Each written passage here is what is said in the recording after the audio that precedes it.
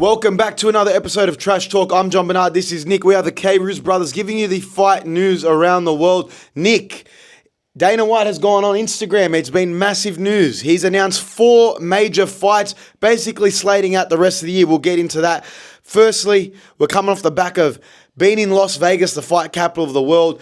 Massive events just happened over the weekend. We had UFC 318. We had Tim Tszyu losing in the boxing, which was tragic. Manny Pacquiao getting robbed. Manny Pacquiao returning, looking great at 46 years old. And then probably the biggest event of the weekend, Alexander Usyk becoming the undisputed champion again, embarrassing Daniel Dubois. Danny Dubois. But he beat him in better fashion than he beat him in the first matchup. He beat him in the rematch within 5 rounds.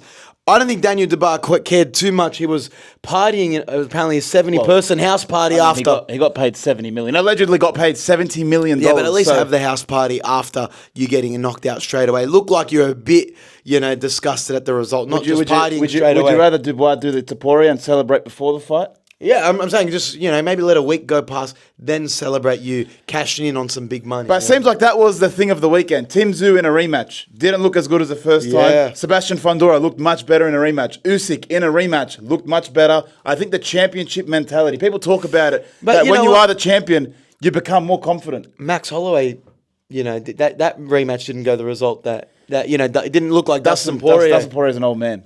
He's at the end of his career. Look, whether this was a BMF title fight or not, Dustin Poirier said in the post-fight match press conference, look, maybe it was a good decision I retired because rewatching the fight, I wasn't as sharp as what I thought. And there's maybe a time for me to move on. And I think that's what it is because Max Holloway looked like he was just outstriking him the whole fight. But it looks similar to the Gaethje matchup, if I'm being honest. What do you think was the bigger attraction on the weekend? Boxing as a whole or UFC as a whole?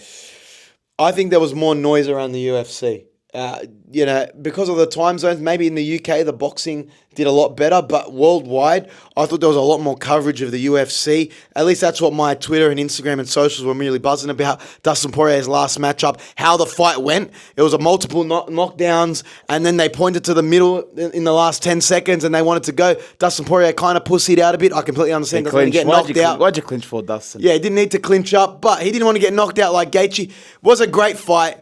These BMF title fights, say what you want about them, it not counting, BMF isn't a real title. They do deliver. They're usually bangers, these BMF fights. Well, there hasn't really been one disappointing one. Exactly and they've usually entertained. I feel like, but that's because they're putting legends. It's like, whether they're saying BMF, whatever that actually means, each fight has had legends involved. Whether it be Gaethje, Poirier, Holloway, Masvidal, they've always had top guys in there. Well, let's move over to the breaking news. Dana White has gone on Instagram Live and announced 4 bangers for the rest of the year, starting with Alex Pereira versus Ankalaev 2. I didn't think this one was going to happen, but Pereira was teasing a move to heavyweight. He got on the scales 250 pounds.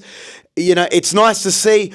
I don't know how this matchup goes. I'm a bit nervous for it. I definitely thought it was going to happen. I don't know why you think it was going to happen because Pereira, after... They were putting it off for so long. After the performances that he's putting together at light heavyweight, he deserves a rematch. He deserves to have another shot at his title, so not surprised at all. The other matchup that Dana announced, Merab versus Corey Sandhagen as a co-main event on UFC 320. Full credit to Merab. He's one of the most active champions in the UFC right now. This will be his 3rd fight this year.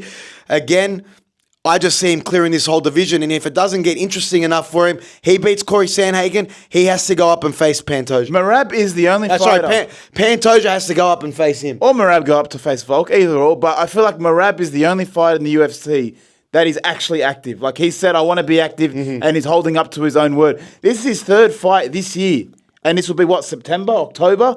Like, he's an active champion, actually, as a personification of what activity is. And if you look at someone like Umar, who Merab versed back in January, he's not going to have a fight till after Merab's 3rd fight. Like, it just doesn't make any sense. If he's the challenger, Merab's really the champion that should be taking time off. But no, he's staying active and actually he's showing up other UFC champions. That's a big main and co-main event at UFC 320 in Las Vegas. So, and then Dana one-ups it by adding a 3rd major fight to the card, Jiří Procházka versus Khalil Rountree, which will probably be a number 1 contenders fight. That is a title eliminator fight. Carlos Ulberg's nowhere to be seen, doesn't get a mention. Probably injured. Maybe he'll be on UFC Perth on the fight night. They need a fighter for that to headline it. But again, Khalil Rountree getting his opportunity after beating Jamal Hill.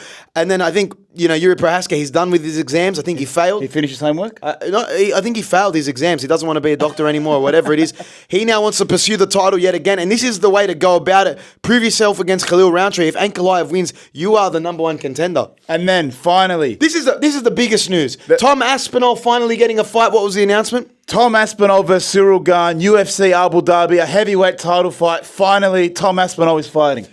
Ciryl Gane just seems to keep getting lucky and getting these title shots out of nowhere. This is his third heavyweight title shot. Does he deserve it? Does he not? Volkov said he was going to get looked after, but we finally get Tom Aspinall. He's been on the shelf since July of last year. This is a very long time off. John Jones was holding up the division. He gets to defend the undisputed heavyweight championship in the UFC.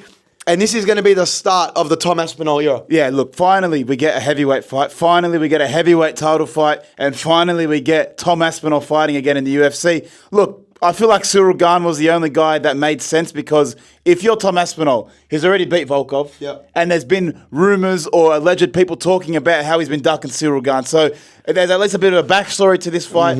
And really, Tom Aspinall, he's kind of cleared out the whole division. There's no one really for him to fight. He's beat 8 of the top 10, I think it is. So Ciryl Gane is the only fighter in that division that he's yet to fight and yet to dominate. I will say, Aspinall, I think, gets it done within a round. If you're fighting a Gane that lost to Volkov, a Gane that got walked through by John Jones in one round, Got knocked down by Tai Tuivasa. Ciryl Gane that's been knocked down by Tai Tuivasa. Yes, you won that fight pretty convincingly, but he did knock you down.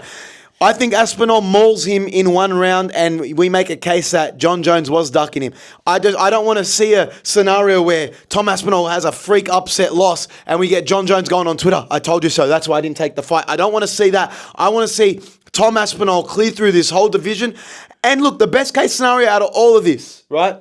Alex Pereira wins against Ankalaev in the rematch. In convincing fashion, let's say left hook knockout. Tom Aspinall beats Ciryl Gane, and the UFC are setting up a Tom Aspinall versus Alex Pereira at heavyweight for the first fighter to go for three division belts. He's won at middleweight, he's won at light heavyweight.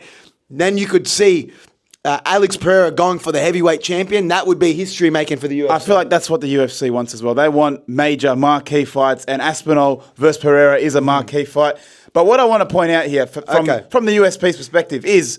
This is Nick... It's Nick's hot take. Before I get to that, I just want to talk about how the main event for the Abu Dhabi fight is Aspinall Gane, but the main event for Vegas is Pereira versus Ankalaev. I didn't think it was going to happen that way. You feel like they would have swapped it around. You would have had the Muslim Dagestani fighter main eventing in Abu Dhabi, and then maybe the English Pommy main eventing in Vegas. I don't know. It just seems a bit odd. It seems a bit different. Would you have had it the other way? I would have had it the other way, but maybe Abu Dhabi say, you know what, we've had Islam here before. We've had Ankalaev here before. Give us the heavyweights. We want Give us Tom Aspinall. So I could see, Tourism Abu Dhabi saying, let's mix it up a little bit. Because there's no... And Tom no Aspinall, question. He's been on the shelf for a long time. Here's some tax-free money. We've wasted your career for a year and a half waiting for John Jones. Have some tax-free money from Abu Dhabi. I don't mind that. I'm great. I think Tom would be grateful for that. Yeah, Tom Aspinall, if you're looking at your bank account he after deserves fighting it. in Abu Dhabi, you're much happier. Yes, you got 200K plus for being the backup fighter for Stipe John Jones. You take that money. You didn't have to work. You didn't have to lift a finger. But you deserve it. For the UFC keeping you on the shelf this long, take this. Okay, now we can go to my hot take for this week. The UFC hot take for this week does come from myself, and that is that Dana White's live stream fight announcements absolutely suck. Now, I understand what you're saying because the UFC used to do these grand promos to announce McGregor versus, Khabib, Jose Aldo. McGregor, Jose Aldo. Or, you used to, you like getting these good promo packages for fights, sell the fights. Now the promo or the fight announcements are, hey, Dana White's a live stream. They put a tweet out, Dana White a live stream announcing fights. Mind you, just a random Tuesday. Tuesday. Dana White's going live. He's going to go on Instagram Live. He's going to read some chat comments, and he's going to announce some fights. And very underwhelming. No other CEO has that kind of relationship with the fan base. I don't mind that aspect of it. But I don't know if it's they don't have the money to put these promo packages together. Maybe these posters they want to drop aren't meeting the standards of some of the MMA fans because they're saying, we just want maybe some more... what's the term I'm looking for? We want some more production value behind these big announcements, and now, do something. Do some grand event announcing Tom Aspinall's, first return or first title defense as undisputed champion, or I don't know what it is. But I think we're getting a little bit tired of Dana White just hopping on a live stream and saying, "What's up, guys?" and then saying, "Here's the announcements of the fight." Let's treat some of the fans. You announced 4 bangers, credit to you. And the fans, we're eating pretty well going into the back end of the year. But Can we do something on these fight announcements? Look, this was supposed to be my hot take. I feel like he kind of agrees with me, whether he's taken it on board. But I do get Dana White. It's efficient. Okay, it really conveys it to the fans quickly. You break it quickly. You don't have to spend much money, and people kind of get the point that you're going to do the promotion later. But for big marquee matchups, whether it be Ciryl Gane versus Aspinall, whether it's Islam, JDM, even if it was Topuria, Charles Oliveira, I want a movie trailer. I want some high-level production for what the high-level fight's going to be. And in saying that, if you go back, 2011, 2015, when they did have marquee matchups, you're right, they had the movie trailers. They even had press conferences, or they had it on the fight shows. Remember the Brock Lesnar fight announcement when he was going to fight Daniel Cormier? Like, I'm back, UFC. Not Daniel Cormier. When he returned to the ring, was it 200? Mark Hunt, you're saying? Yeah, well, it was Brock Lesnar's return. Daniel Cormier was on the card. They also had Brock Lesnar storm the ring when he came back. Like, again, just ways of promoting the fight. I just think have been different. Even just the effort that they've put into Canelo Crawford from Dana White. 3 press conferences around multiple cities in the world. I just want more effort into these massive fight announcements. Whether it's a movie trailer like how some of the boxing guys have been doing it. Turkey El Sheikh's been dropping, gameplay trailers or whatever it is. They're doing great fight announcements that are winning like Emmy Awards or, video awards. I want that for the UFC. And look, I understand Dana White. He's very socially savvy for a 60-year-old man. Is he 60? Yeah, I think he's approaching 60. Jesus. But he does look great. Jeez. But I don't need to see Dana White read live chat comments when he's announcing massive fights. I want to have a press conference, whether it be during a fight week or post-fight week. Like, he could have very easily, in New Orleans, had Ciryl Gane and Tom Aspinall there. Look, 20 minutes, we're going to answer questions from the fans, we're going to answer questions from the media. This is the marquee matchup, and this is the official announcement that this fight's going ahead. We just don't have that anymore. I think it's something's got to give because we're done with the era of Dana White fight announcements. It's just like it was fun at first. Yeah. But now it's run its course. Let's try something different. Like, let's move on a little bit. You're signing a new TV deal. You're signing a new pay-per-view rights deal.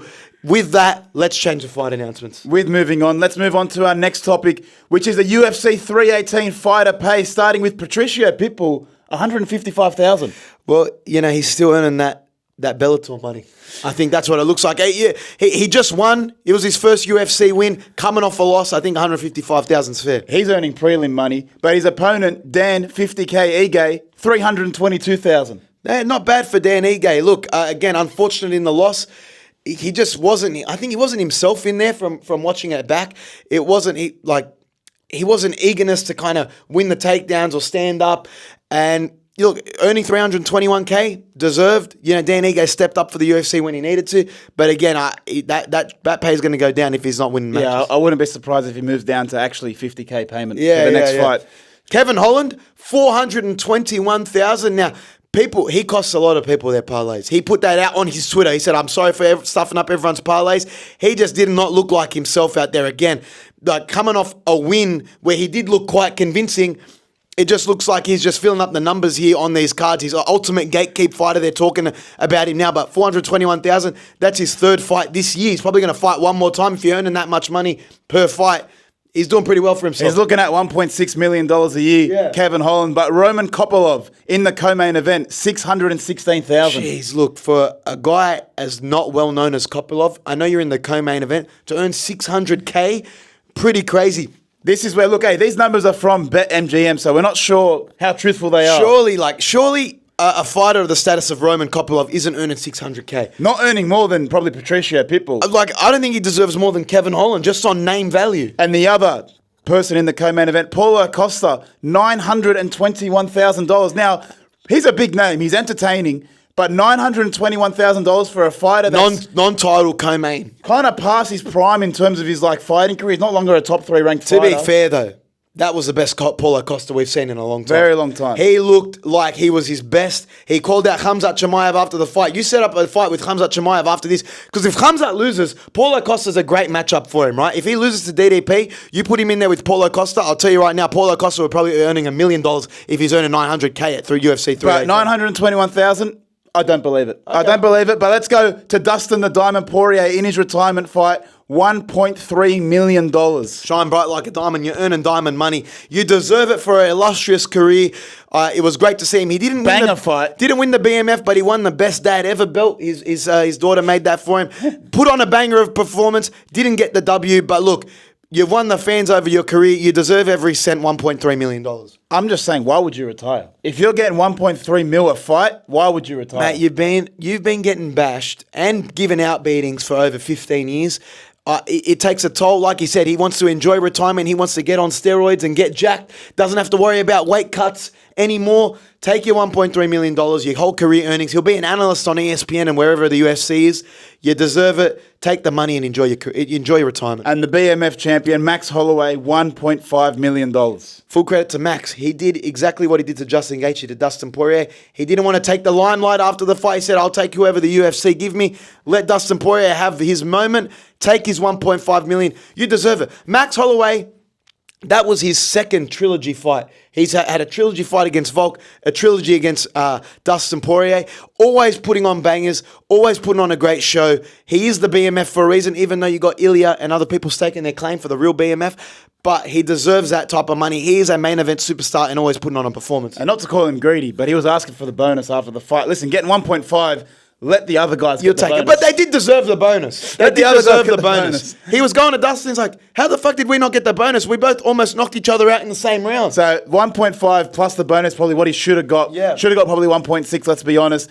But we're going Max Holloway. Is that championship money? Is that like BMF title? Because you know how Volk said it's like championship money. Does BMF count as championship money? I think they do get pay-per-view points and everything like that, being a BMF title holder. But again, it doesn't hold the same weight as like a lightweight champion or a middleweight champion. But I understand what you're saying. Now, Alex Pereira, he did get his fight announced. But just last week, maybe a week and a half ago, he was stepping on the scales, and Alex Pereira looked like he was getting ready to fight at heavyweight. He was looking big, and Tom Aspinall commented on it. They asked Tom, I said, would you fight Alex Pereira? He's looking a bit heavy. He said, I think him and his team, they're very social media savvy. They know how to make some headlines. Him getting on the scales, showing that he's 250 pounds, is just teasing the fact that they want him to go up to heavyweight. They know what they're doing. They're setting up this fight.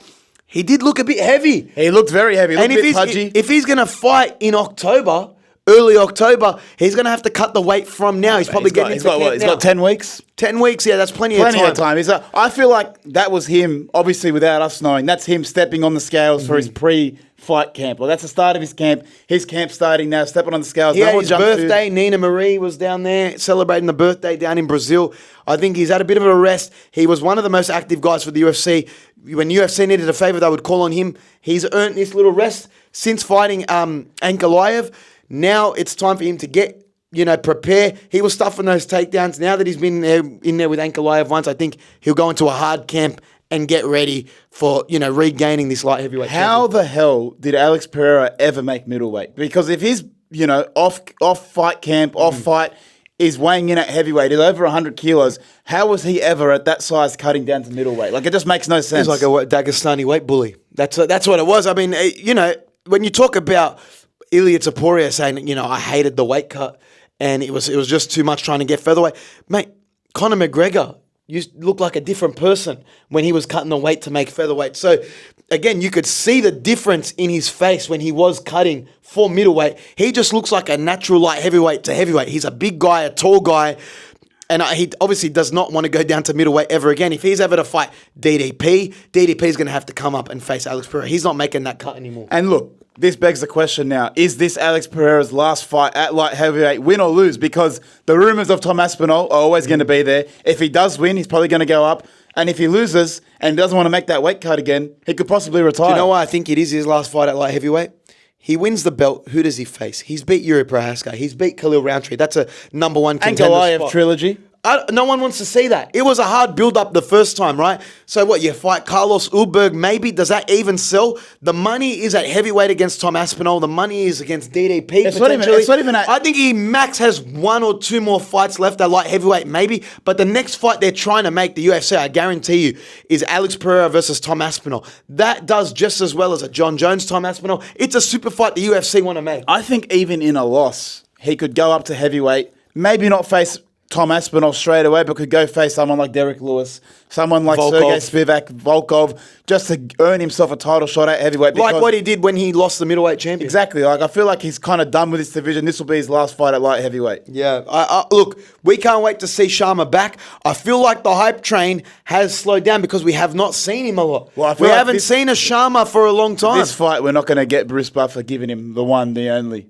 Alex Pereira. That's not going to happen this fight because he lost. Like, he can't really give it to him. He's not McGregor. He's not John Jones. I feel like he's got a bit of a point to prove. And look, he's coming in the fight as not a massive underdog. He's coming into the fight as an underdog. Ankalaev is currently the favorite right now, minus 300 favorite or whatever it is. So, again, he's got a point to prove. And I want to see where the fight goes. I'm going to take Alex Pereira to get it done. I hope he does because it's more interesting. Nothing against Ankalaev. Actually, I'm a fan of Big Ank. You like Big Ank? I don't like his Twitter account, but I know that's not him.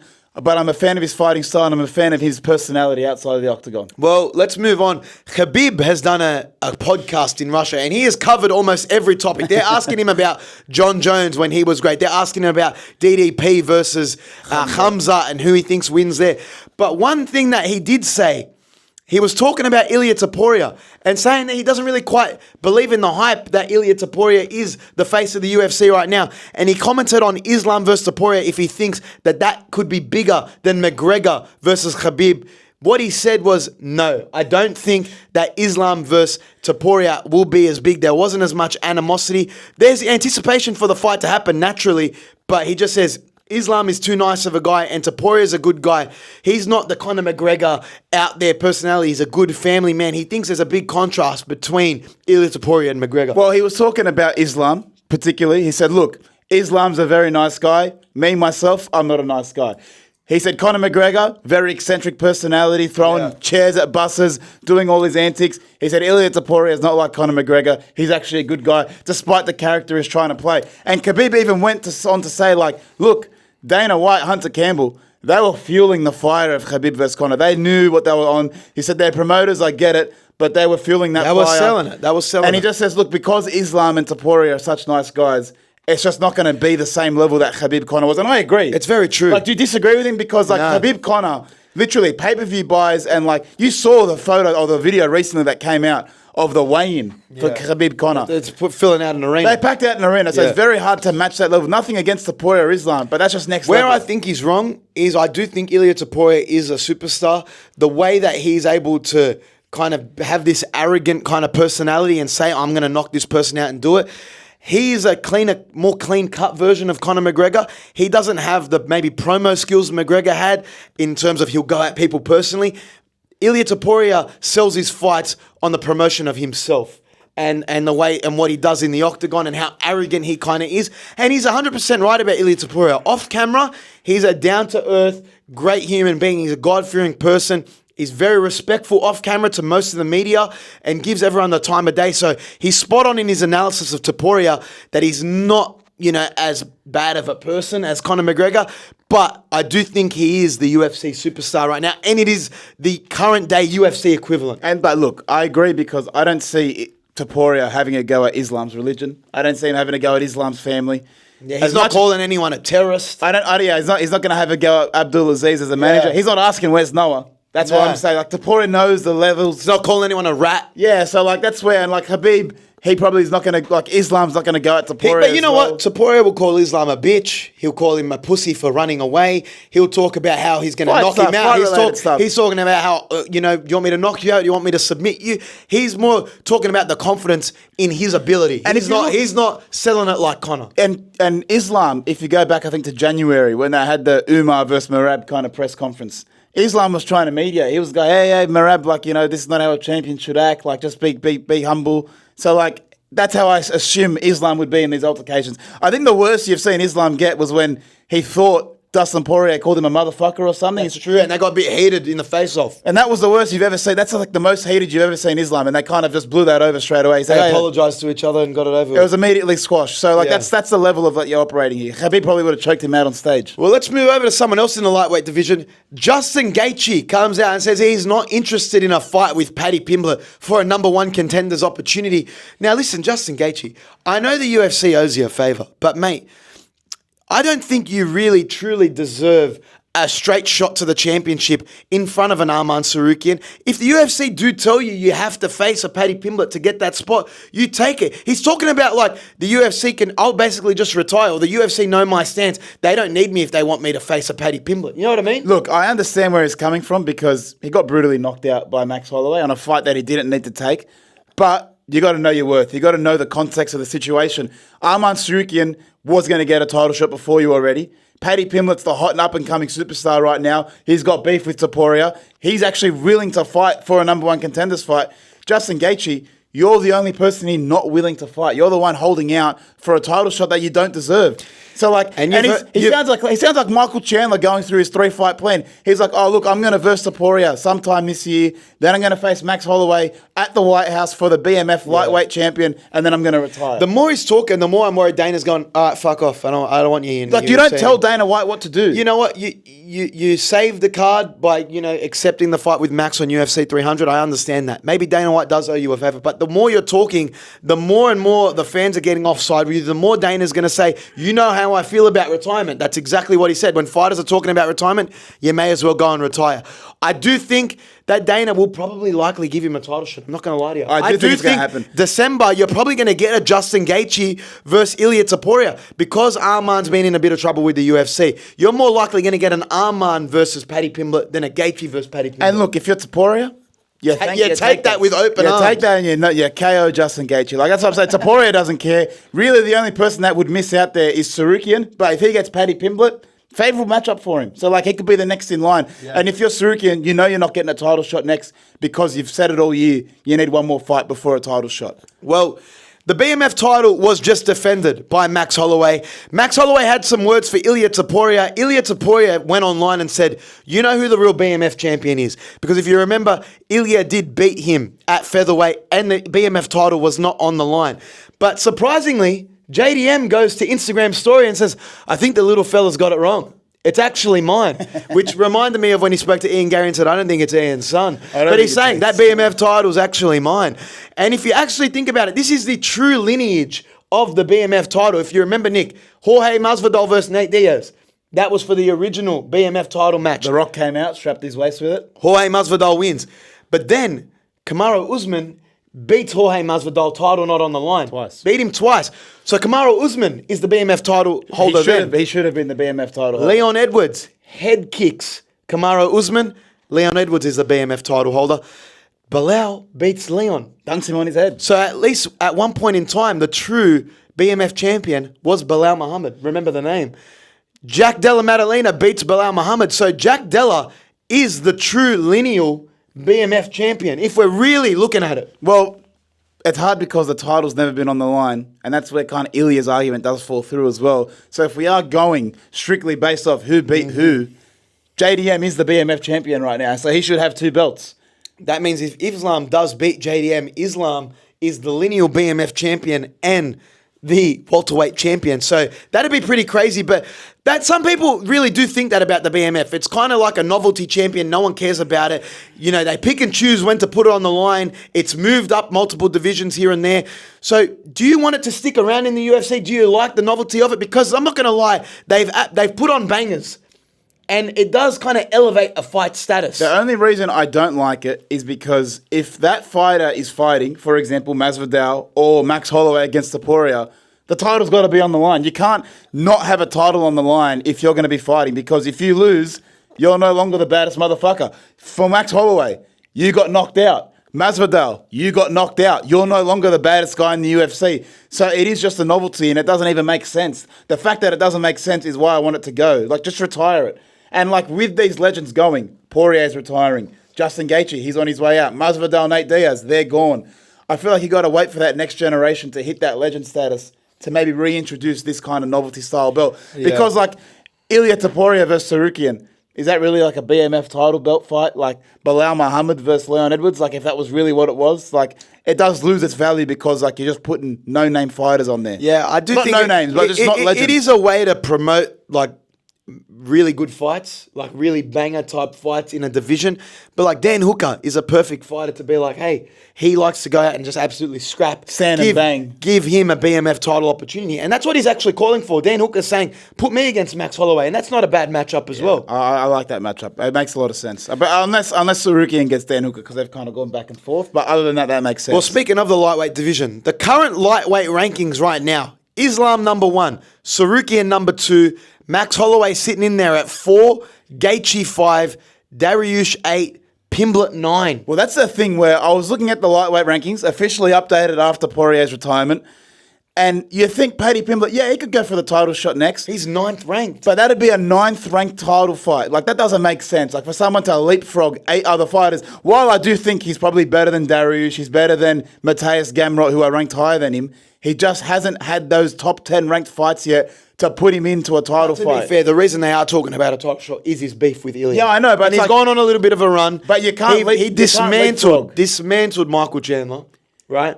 So I can see the case being made. The UFC want to make money, and they've shown previously they don't really care about rankings when it comes to giving away title shots. Khalil Roundtree is one example. Kai Asakura going into the bantamweight division from another company, coming straight in for a title shot. Same as Steve Usyk in that division, right? So that's flyweights. It's flyweight. I understand, but ultimately they're in the business of making money. So a Paddy Pimblett versus Ilia Topuria does make sense, even if he is ranked 9. But I think what the UFC will do in this division, if you're saying who gets the title shot next, it's any of these 3 fighters.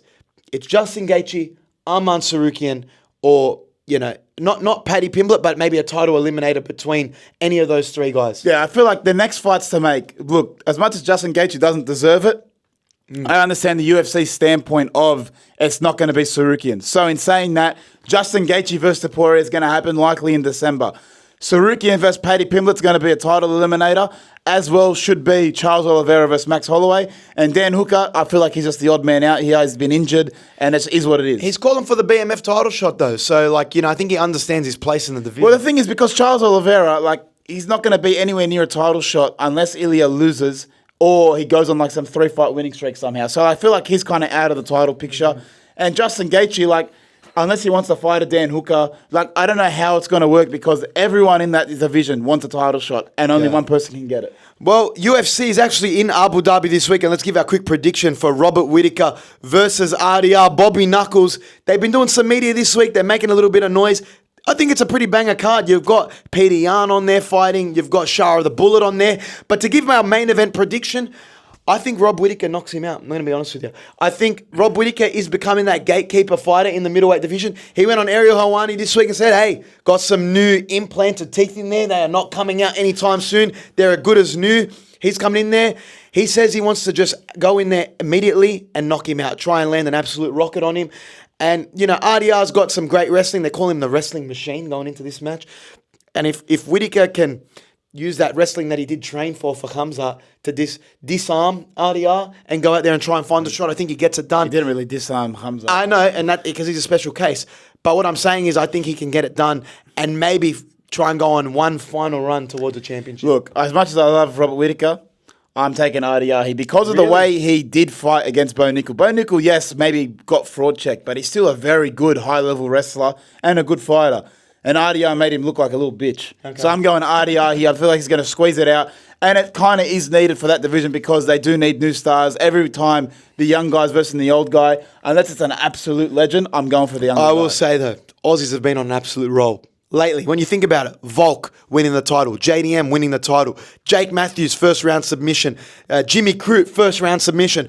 I think he can keep up the Aussie streak going into 2025 this year. Yeah, so I think that's a big thing. I'm taking Rob Whittaker by knockout actually in a 5-rounder. I'm going to go RDR by decision. Okay. That's my official bet for this weekend. Well, let's move over to boxing. Usyk knocks out Daniel Dubois in 5 rounds. Now, this is probably the state of heavyweight boxing and boxing in general. None of these boxers can make enough noise that they have to bring Jake Paul into the ring to face off against arguably one of the greatest heavyweights of all time. Now, this guy he's the greatest heavyweight of this generation, hands down. He has run through the cruiserweight division unified all the belts in the heavyweight division twice now, right? So you can see he's beaten Tyson Fury twice. This guy has lapped boxing. He's completed the sport. He could have retired at the top of the sport. What do? They don't let him kind of dwell in possible retirement. They ask him what's next, but they face him off with Jake Paul. And arguably, Jake Paul has made the most noise in boxing over the last 3 years. Definitely. I mean, So, like he's already scheduled to face Anthony Joshua, which would be a major step up and a massive like, hey, Jake Paul, you're fighting a serious guy at heavyweight. Now he's actually facing off with Usyk in the ring. Which is crazy to me. A YouTuber, people that were going at him, some guy from social media, a Disney Channel kid is facing off with one of the greatest boxers of our generation. And they're saying this fight could potentially happen, right? He called him out and said, let's do it in MMA. They're talking about scheduling a fight. Turkey Al-Shaker said it. Anthony Joshua versus Jake Paul. Now, Tyson Fury said, I genuinely think Jake Paul does him. He thinks he knocks out Anthony Joshua, which is actually crazy. Can you think about that? But what did John Fury say? John Fury said that Anthony Joshua would knock Jake Paul out with his dick. Which is funny. If you saw what Anthony Joshua did to Francis Ngannou, who's not a boxer, knocked him out, absolutely flatlined him, right? But Eddie Hearn said, who is Anthony Joshua's promoter, this is the crazy world of boxing it is. He goes, he can't believe that that's the state of boxing right now. They're seriously considering a Jake Paul versus Anthony Joshua. But he said, you give it to me. Let's make the fight happen. You think you think a Canelo versus Crawford will do numbers? Jake Paul versus Anthony Joshua would break numbers. It would do breaking, Guinness World Record numbers. It'll probably be on Netflix. And everyone would tune into that fight. You'll see, is Jake Paul a real boxer? Can he compete in heavyweight against Anthony Joshua? The world of boxing is crazy right now. If you go through Jake Paul's resume, he's fought Nate Robinson, like a 5'7", 5'5" guard that played in the NBA. Knocked him out cold. But to go from Nate Robinson to Anthony Joshua, you would never have picked it ever. If you watch that first fight against Nate Robinson to now being scheduled for a fight against Anthony Joshua, who at the time would have been heavyweight champion of the world. So boxing is crazy, and Jake Paul is just keeps making history. Respect to Jake Paul, honestly, because we've spoken to a lot of boxers. We've asked most boxers. He's always in the headlines, whether he's fighting Julio Cesar Chavez, whether he's getting ranked. Mike and Tyson. he's always in the news around boxing. So we're always asking boxers about him. And the boxers are kind of coming around to him. Tim Tszyu, Fundora, even Pacquiao. They're liking the attention that he's bringing to the sport. Pacquiao even said, he's showing a love for boxing. He's obviously improved as a boxer. Tyson Fury is saying, I back him to win. I'll put a bet on him to win. So boxers are coming around saying he's good for the sport. He's improved as a boxer. Let's throw him to the wolves. Give him a test at heavyweight. He's pretty much almost fought in every single division. Give him a test at heavyweight. It would honestly break the internet, this fight. And I want it to happen. I want to be there. I want to cover it on the ground. I feel like he won't win. He'll probably get knocked out, but it'll still be very interesting to watch. And if it's on Netflix... And people want to pay to see it. I'll watch it. I'll definitely watch it. Which is crazy. I watched Jake Paul versus Mike Tyson. Of course I'm going to watch Jake Paul, Anthony Joshua. Exactly right. And that's the world of boxing right now. It's crazy. It's all over the place. But we will tune in to watch it. So say what you want. They're doing something right, especially Jake Paul. Respect to him. But look... That's all we have time for today on Trash Talk. Thank you, as always, for tuning in. Make sure you're subscribed on @KRuzBros, our YouTube channel, and paying attention to all the clips on John Bernard K on Instagram and TikTok. We thank you so much. Make sure you subscribe. Back to you in the studio, Ryan.